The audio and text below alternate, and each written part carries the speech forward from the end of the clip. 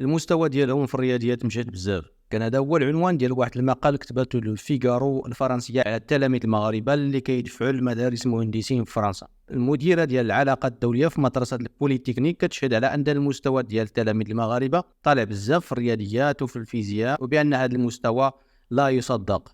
جاهم عجب. التلاميذ المغاربه عندهم مستوى مجهد في المواد العلميه وخاصه الرياضيات والفيزياء، وبانهم كيحققوا نتائج مبهره في مدارس المهندسين الفرنسيه بحال ايكول بوليتكنيك او مدرسه سونترال سوب اليك او بون ايشوسي. في موسم 2020 2021 المغاربه اللي كيقراو في فرنسا وصل العدد ديالهم 44933 طالب، 13% منهم كيقراو في مدارس المهندسين، اي 584 مشروع مهندس. الفرنسيين كيقولوا باللي المغاربه كيختاروا مدارس المهندسين لان دبلوم مهندس في فرنسا كيحل بزاف ديال البيبان، بمعنى ان هذا الدبلوم ممكن تاخذ به خدمه مزيانه وممكن دير به حتى السياسه. كاينين امثله بزاف في المغرب بحال دريس بن هيما اللي كان شاد الخطوط الملكيه المغربيه، او محمد الدويري او محمد القباج اللي دوزوا عده مناصب سياسيه، ولا حتى المسؤولين حاليين بحال بن موسى اللي دوز عده مناصب سياسيه اخرها الحقيبه ديال التعليم. الى جينا للمسابقات الافريقيه والعربيه وحتى العالميه اللي كتنظم حول الرياضيات، فكنلقاو بلي المغاربه كيحققوا نتائج مزيانه. في هذه الحلقه غادي نتعرفوا على الاسباب اللي خلات المغاربه يتفوقوا في المواد العلميه وخاصه الرياضيات. بعد البحث والتحليل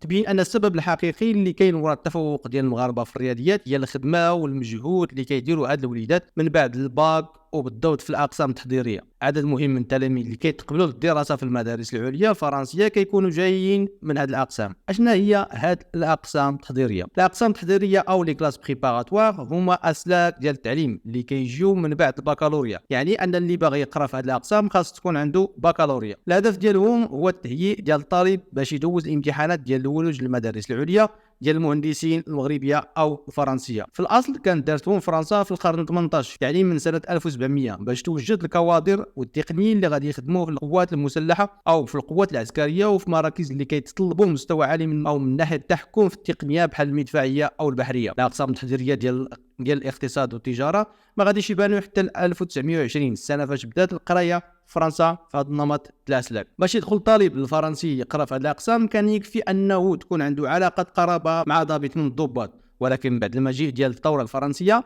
فخلات اي واحد عنده نقط مزيانين انه يتمكن من ولوج هذه الاقسام بغض النظر على المركز الاجتماعي ديالو. في المغرب الاقسام التحضيريه هي ارث استعماري اللي مازال محافظين عليه، تداروا اول مره في 1985 ولكن التأثير ديالهم القانوني ما بدا حتى 2004. هاد الاقسام الهدف ديالهم دائما بحال في فرنسا هو التهيئ ديال الطلبه لاجتياز مباريات المدارس العليا، ولكن الهدف الاسمى هو تكوين واحد النخبه اللي تقدر تسير وتخدم البلاد وتساعد على تطور المغرب من الناحيه التقنيه والتكنولوجيا.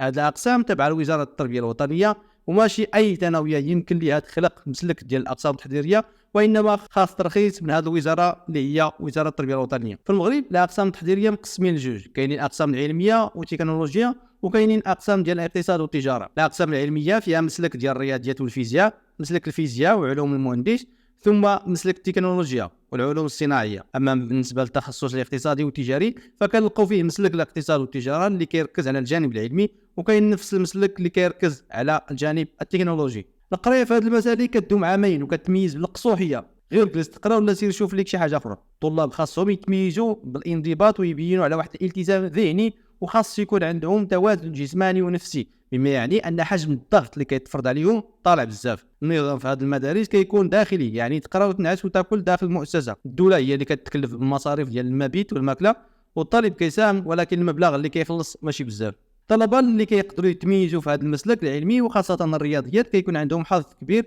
انهم ينجحوا في المباريات ديال الولوج للمدارس العليا في المغرب وحتى في الخارج بحال في فرنسا، وهذا الشيء اللي كيفسر النتائج الجيده اللي كيحققوها المغاربه في هذه المدارس وخاصه الفرنسيه. في التصنيف ديال المؤسسات التعليميه في فرنسا اللي كتوفر مسالك ديال الاقسام التحضيريه في الرياضيات والفيزياء واللي كيجيو منها الطلبه اللي كيقراو في المدارس العليا، كنلقاو 21 مؤسسه تعليميه مغربيه، منها 5 مؤسسات في الطوب 50، وكنلقاو مؤسسه محمد السادس ديال بن قرير في الطوب 10. في هذه اللائحه كنلقاو فقط 2 مؤسسات ديال تونس في حين أنه لا آثار لمؤسسات ديال الجمهورية الجزائرية الديمقراطية الشعبية. إذا نحن دابا متفقين أن سير تفوق المغاربة في امتحانات الولوج للمدارس العليا الفرنسية هي الأقسام التحضيرية اللي كيديروها الطلبة المغاربة في المغرب، ولكن ملي كنمشيو للمسابقات الدولية فكنلقاو حديث آخر. بالنسبة للمسابقات القارية بحال المسابقات الإفريقية وحتى العربية فالمغاربة كيحققوا فيهم نتائج جيدة، بحال في 2022 و2023 ملي حققوا المراتب الأولى في المسابقات الإفريقية وحتى في المسابقات العربية. ولكن ملي كتجي للمسابقات الدولية فكتلقى ديما الدول المعروفين هما اللي كيحتلوا المراتب الأولى، بحيث كتلقى الصين ثم كوريا الجنوبية ثم الولايات المتحدة الأمريكية وروسيا إلى آخره، وهادو كيتبادلوا الرتب وتقدر تزاد عليهم دولة أو دولتين. علاش ديما كتلقى الدول في القائمة؟ المسألة ماشي حيت هما أحسن منا المغاربة، وإنما داك الشيء داير بحال المنافسات ديال الرياضة.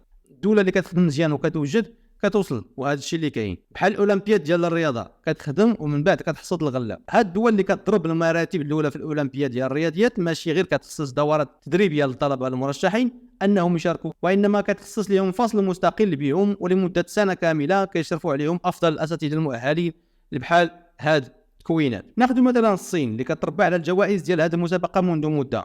في الصين كيكونوا نوادي خاصين بالرياضيات كينخرطوا فيهم تلاميذ، هاد التلاميذ كيشاركوا في مسابقات محلية ومن بعد في مسابقة وطنية، وفي الأخير كيتختاروا فقط 6 اللي غادي يشاركوا في الأولمبياد. هاد الطلبة كيكون عندهم تكوين مكثف ورعاية خاصة باش يكونوا واجدين في الأولمبياد.